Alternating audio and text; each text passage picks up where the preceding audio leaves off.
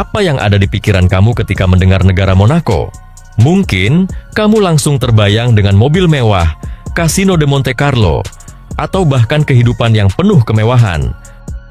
Tapi, tahukah kamu bahwa Monaco lebih dari sekadar citra mewah yang sering kita lihat di film? Negara kecil ini menyimpan banyak fakta menarik yang akan mengubah cara pandangmu tentang kemewahan dan kehidupan di dunia ini. Kehidupan di Monaco sangat dipengaruhi oleh status sosial yang tinggi dan lingkungan yang mewah. Penduduknya sebagian besar terdiri dari orang-orang kaya, profesional, dan mereka yang bekerja di industri keuangan, perhotelan, serta sektor hiburan. Oleh karena itu, banyak kegiatan yang dilakukan oleh orang Monaco berfokus pada gaya hidup yang elegan dan penuh kemewahan. Mereka cenderung menikmati waktu mereka dengan berpartisipasi dalam acara-acara bergengsi seperti balapan mobil Formula 1 di Grand Prix Monaco atau menghadiri pertunjukan opera dan teater di Monaco's Opera Garnier. Aktivitas sosial seperti gala, pesta malam, dan makan malam di restoran mewah adalah bagian dari kehidupan sehari-hari yang sering dihadiri oleh penduduknya. Selain itu, karena Monaco terletak di pantai Mediterania, banyak orang yang suka menghabiskan waktu di luar ruangan, menikmati cuaca yang hangat dan pemandangan laut yang indah. Berlayar, berjemur di pantai, atau berolahraga di luar ruangan adalah kegiatan yang sangat populer. Olahraga air seperti jet ski, selancar, dan layar adalah bagian integral dari kehidupan orang Monaco. Banyak penduduk juga sangat peduli dengan kesehatan dan kebugaran tubuh, sehingga gym dan pusat kebugaran selalu ramai dikunjungi. Sementara olahraga seperti tenis, polo, dan golf sangat digemari. Dalam kehidupan sehari-hari, meskipun hidup dalam kemewahan, orang Monaco sangat menghargai privasi mereka. Mereka cenderung menjaga jarak dari sorotan publik dan media, lebih memilih untuk menjalani kehidupan yang tenang dan terorganisir. Banyak penduduk yang juga aktif dalam kegiatan amal atau mendukung berbagai inisiatif sosial yang berdampak pada masyarakat.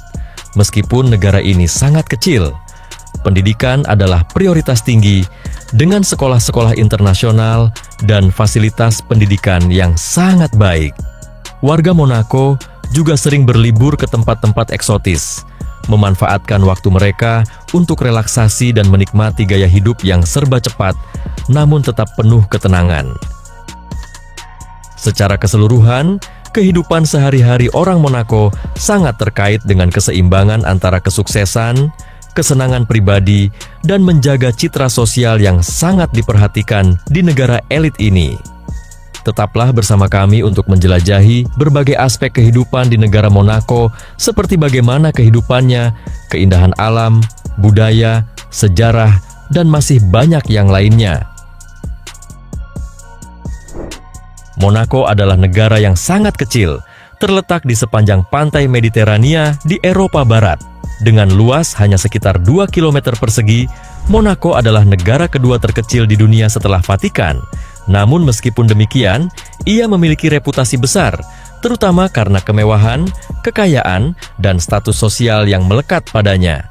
Monaco berbatasan langsung dengan Prancis di 3 sisi, sementara sisi lainnya adalah pantai laut Mediterania.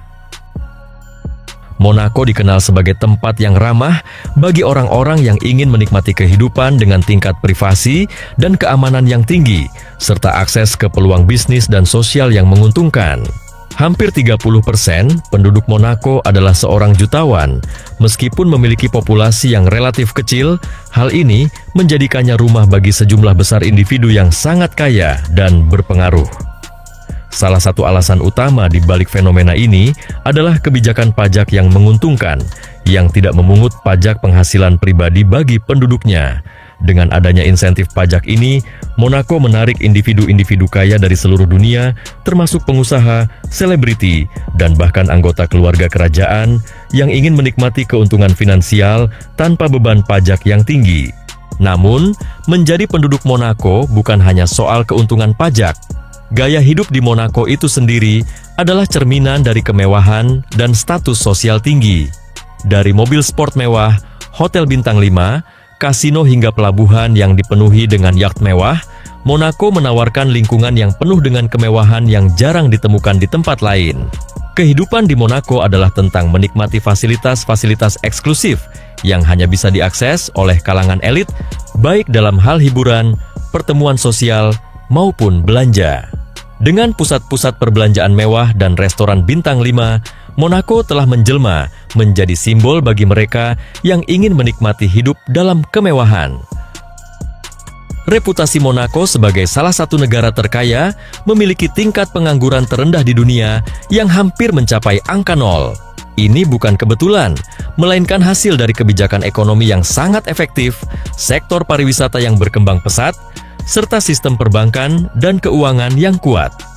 Negara ini dikenal sebagai pusat bisnis, investasi, dan perbankan internasional yang menarik perusahaan-perusahaan besar dan individu kaya dari seluruh dunia.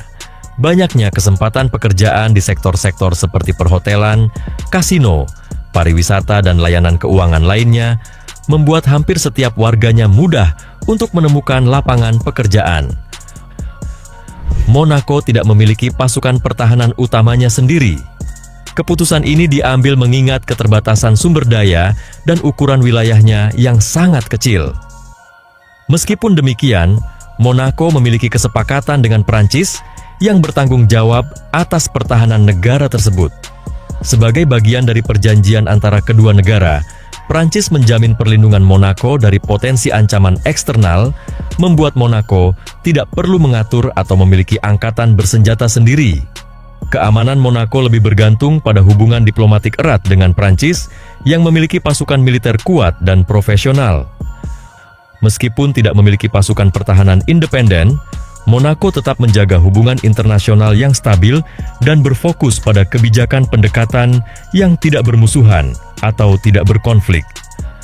Negara ini lebih memilih untuk menghindari konflik dan memanfaatkan dukungan keamanan dari Prancis yang secara efektif memungkinkan Monaco untuk fokus pada pembangunan ekonomi maupun sosial tanpa perlu khawatir tentang ancaman militer besar.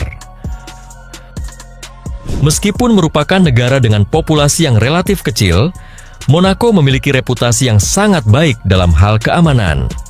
Angka kejahatan di Monaco sangat rendah, menjadikannya salah satu negara yang paling aman di dunia. Salah satu faktor utama yang berkontribusi terhadap tingkat kejahatan yang sangat rendah di negara ini adalah jumlah polisi yang sangat besar per kapita. Monaco memiliki lebih banyak petugas kepolisian per orang dibandingkan dengan hampir semua negara lainnya. Hal ini menciptakan tingkat pengawasan yang sangat tinggi di seluruh wilayah negara sebagai pencegah yang efektif terhadap tindakan kriminal. Dengan keberadaan polisi yang tersebar di seluruh wilayah ini dapat dilihat dalam berbagai aspek kehidupan di Monaco, dari patroli rutin di jalan-jalan utama hingga pemantauan keamanan di area-area publik dan objek wisata populer. Mereka bekerja dalam sistem yang terorganisir baik dan berfokus pada menjaga ketertiban serta melindungi warga negara maupun pengunjung dari potensi ancaman. Monaco juga memiliki sistem keamanan yang sangat canggih dengan penggunaan teknologi modern untuk memantau dan mengawasi wilayahnya. Kamera pengawas tersebar di banyak lokasi strategis, termasuk jalan-jalan, pelabuhan, kasino, dan area publik lainnya, memberikan lapisan tambahan terhadap perlindungan dan pengawasan. Kombinasi antara polisi dan sistem pengawasan berbasis teknologi ini membantu menjaga Monaco sebagai tempat yang sangat aman, bahkan di tengah keramaian wisatawan dan acara-acara besar seperti Grand Prix Monaco. Meskipun dikenal sebagai salah satu negara dengan tingkat kemakmuran yang sangat tinggi, menghadapi fenomena demografis yang mencerminkan tantangan yang sering dihadapi oleh negara-negara maju lainnya. Salah satu aspek yang menonjol dalam statistik demografi Monaco adalah fakta bahwa angka kematian di negara ini lebih tinggi daripada angka kelahiran. Fenomena ini dapat diatribusikan pada beberapa faktor yang terkait dengan struktur sosial dan ekonomi negara tersebut. Salah satu alasan utama di balik tingginya angka kematian dibandingkan dengan angka kelahiran di Monaco adalah populasi negara ini yang didominasi oleh kelompok usia yang lebih tua. Bendera nasional Monaco memang memiliki desain yang mirip dengan bendera Indonesia yang seringkali menimbulkan kebingungan bagi orang yang belum familiar dengan kedua bendera tersebut. Bendera Monaco terdiri dari dua garis horizontal berwarna merah dan putih, dengan warna merah di bagian atas dan putih di bagian bawah. Meskipun desain ini sangat mirip dengan bendera Indonesia, terdapat perbedaan dalam proporsi dan ukuran. Bendera Indonesia memiliki rasio 2:3, sementara bendera Monaco memiliki rasio yang lebih persegi, yakni 4:5.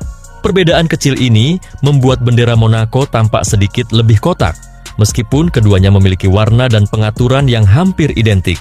Adapun alasan kedua negara menggunakan warna merah dan putih pada bendera mereka tidak sepenuhnya sama. Warna-warna tersebut memiliki makna simbolis bagi masing-masing negara, tetapi dalam konteks Monaco, merah dan putih merupakan warna tradisional keluarga Grimaldi, yang merupakan keluarga kerajaan Monaco yang telah memerintah selama lebih dari 7 abad. Ikan merupakan satu-satunya sumber daya alam yang dimiliki negara ini.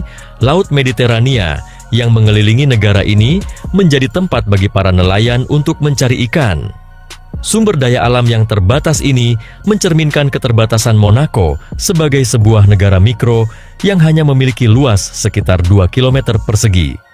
Karena itu, Monaco tidak dapat bergantung pada sektor pertanian atau mineral seperti negara besar lainnya yang memiliki sumber daya alam melimpah atau wilayah yang lebih luas.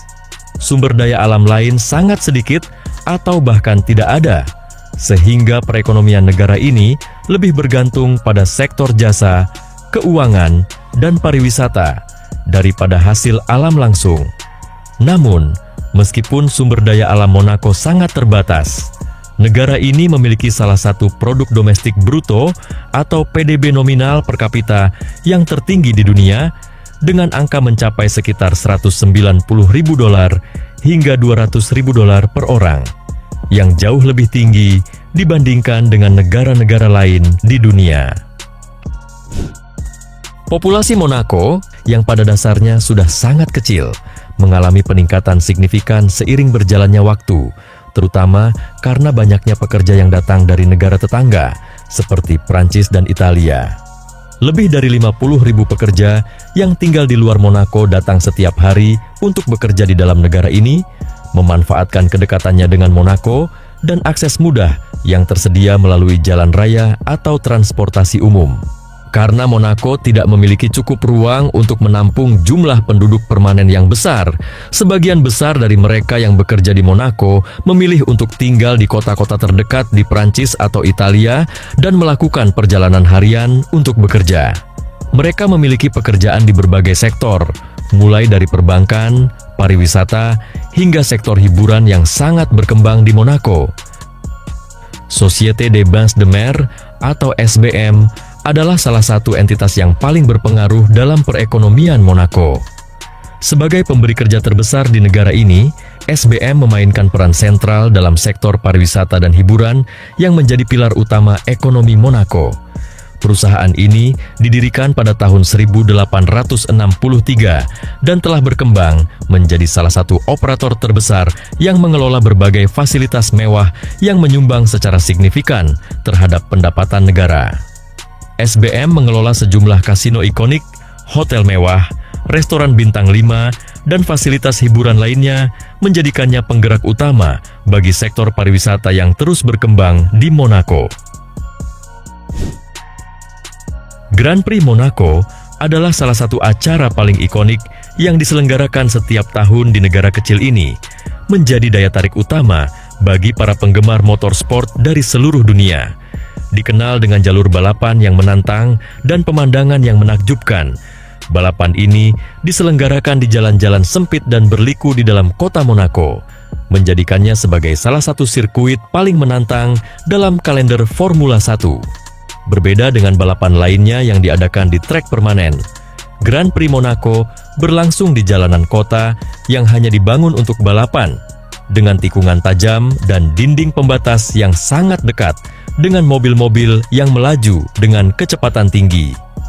Keunikan sirkuit ini, yang melintasi jalanan kota yang sempit dan berkelok, memerlukan keterampilan luar biasa dari para pembalap untuk menjaga kecepatan dan menghindari kecelakaan, menjadikannya salah satu ajang paling bergengsi di dunia motorsport. Grand Prix Monaco pertama kali digelar pada tahun 1929 berkat inisiatif Pangeran Rainier III dari Monaco dan seorang pengusaha bernama Anthony Nogues. Uniknya pada saat itu, lokasi balapannya dibangun langsung di tengah jalanan kota Monaco dengan pemandangan menakjubkan Laut Mediterania dan bangunan-bangunan kuno di sekitarnya. Di antara banyak pembalap legendaris yang telah berkompetisi di Grand Prix Monaco, nama Ayrton Senna menjadi sangat terkenal, terutama karena pencapaiannya yang luar biasa di sirkuit ini. Senna, yang dianggap sebagai salah satu pembalap terbaik sepanjang masa, telah memenangkan Grand Prix Monaco sebanyak 6 kali, lebih banyak daripada pembalap lainnya dalam sejarah ajang ini. Casino de Monte Carlo merupakan sebuah ikon kemewahan yang tak hanya dikenal di Monaco, tetapi juga di seluruh dunia. Terletak di jantung distrik Monte Carlo, kasino ini memiliki sejarah yang kaya dan telah lama menjadi simbol dari prestis dan glamor yang dibuka 153 tahun yang lalu pada tahun 1863, salah satu institusi paling ikonik di Monaco dan simbol kemewahan serta kesuksesan finansial negara ini. Kasino ini tidak hanya berfungsi sebagai tempat untuk perjudian, tetapi juga telah menjadi pusat budaya dan rekreasi yang mendalam, menarik wisatawan dari seluruh dunia. Dibangun pada saat pemerintahan Pangeran Charles III, kasino ini awalnya dimaksudkan untuk membantu meningkatkan pendapatan negara Monaco yang pada waktu itu sedang menghadapi kesulitan ekonomi. Pembangunan kasino ini menjadi titik balik penting bagi Monaco, yang saat itu masih merupakan sebuah negara kecil dengan ekonomi yang lebih bergantung pada sumber daya alam dan dukungan dari negara-negara besar sekitarnya. Untuk menarik lebih banyak wisatawan dan investasi, Pangeran Charles III memutuskan untuk membuka kasino sebagai cara untuk memperkenalkan Monaco kepada kalangan kelas atas Eropa, dan sejak itu, Casino de Monte Carlo menjadi tempat yang sangat terhormat maupun eksklusif.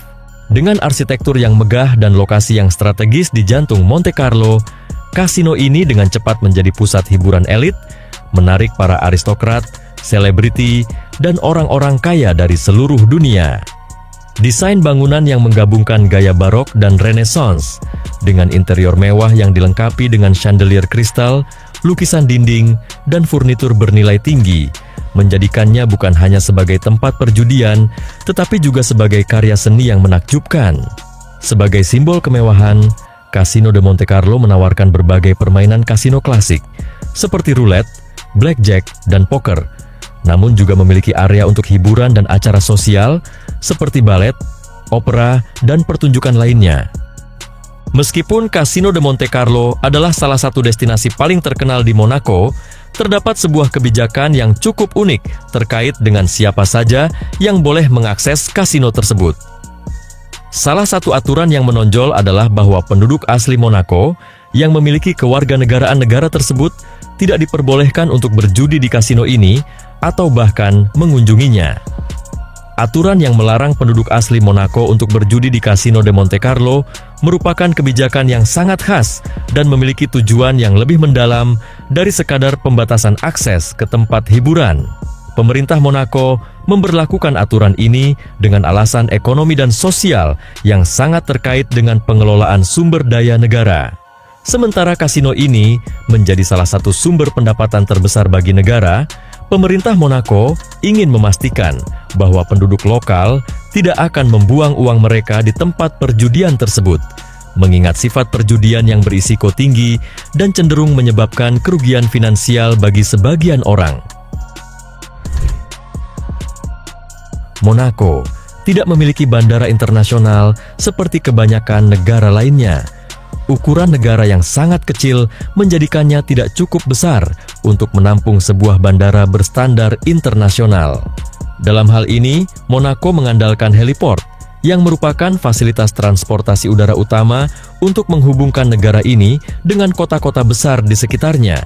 Heliport Monaco yang terletak di bagian tepi tebing dirancang untuk menangani transportasi udara yang lebih cepat dan efisien mengingat keterbatasan ruang yang ada.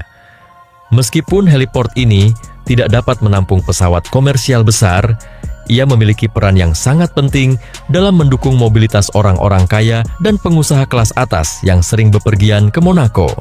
Selama musim ramai, terutama saat acara-acara besar seperti Grand Prix Monaco atau pertemuan sosial elit lainnya, heliport ini bisa menerima helikopter setiap 20 menit sekali.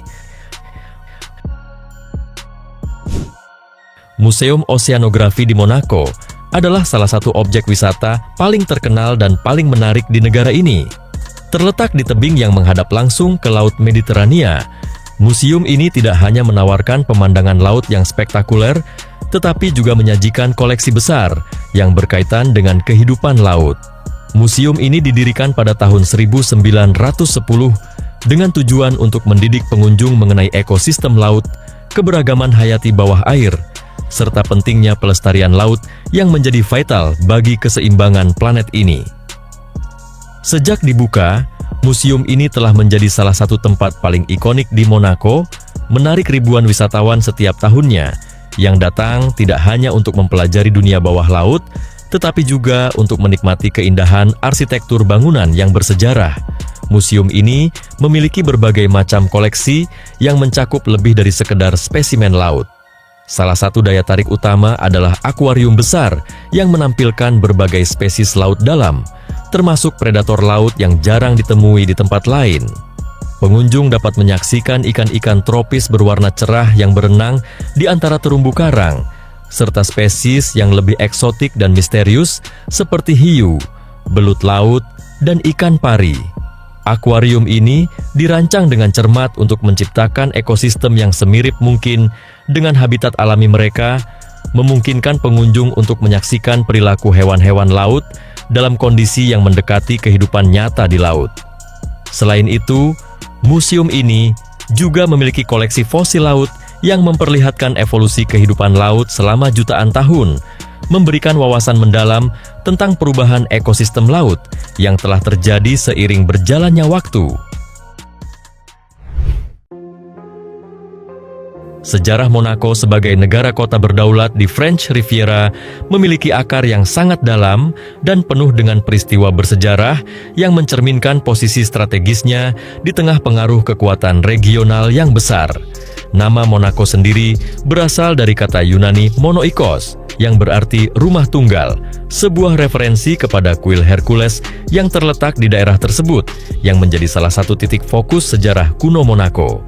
Keberadaan Monaco yang kecil dan terletak di pesisir Mediterania membuatnya rentan terhadap invasi dan pengaruh dari negara-negara besar di sekitarnya, yang akhirnya menghasilkan sejumlah perubahan besar dalam bendera dan simbol kebangsaannya sepanjang waktu.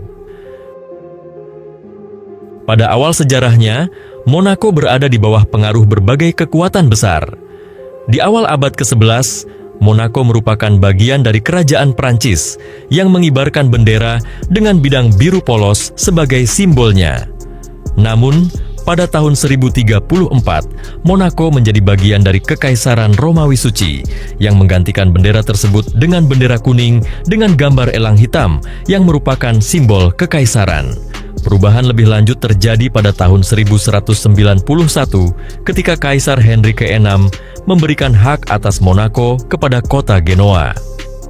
Sebagai bagian dari Genoa, Monaco mulai mengalami perubahan besar dengan dibangunnya benteng di dataran tinggi dan permukiman yang berkembang di sekitarnya yang mencerminkan pentingnya lokasi strategis ini.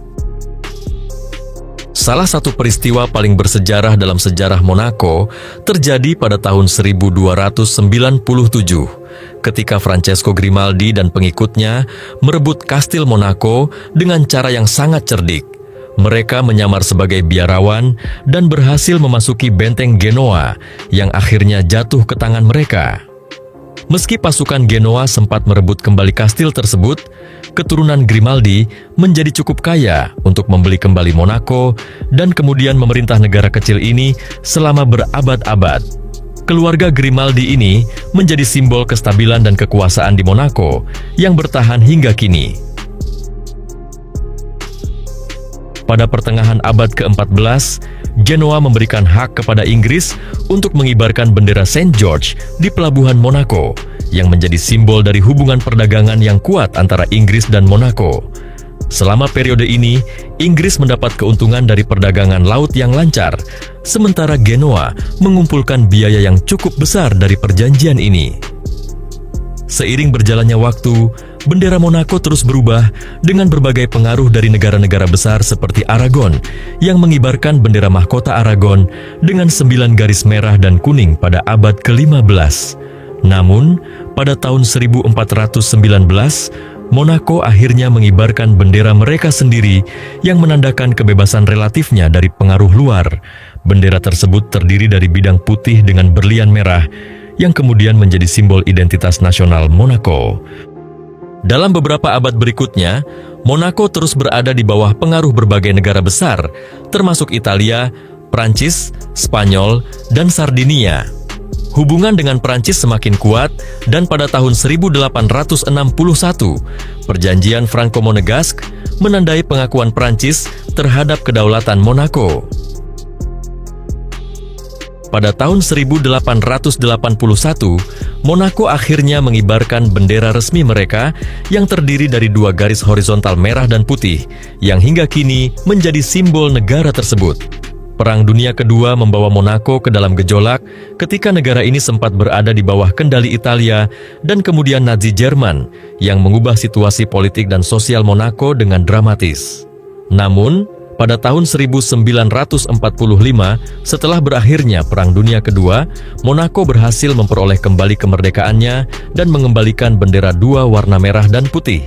Dengan sejarah yang panjang dan penuh dengan perubahan politik serta pengaruh eksternal, Monaco telah berkembang menjadi negara kota yang tidak hanya dikenal karena kemakmurannya tetapi juga karena kekuatan simbolik dari bendera dan identitas nasionalnya yang sangat terkait dengan perjuangan untuk mempertahankan kedaulatan dan keunikan negara kecil ini di tengah dunia yang besar.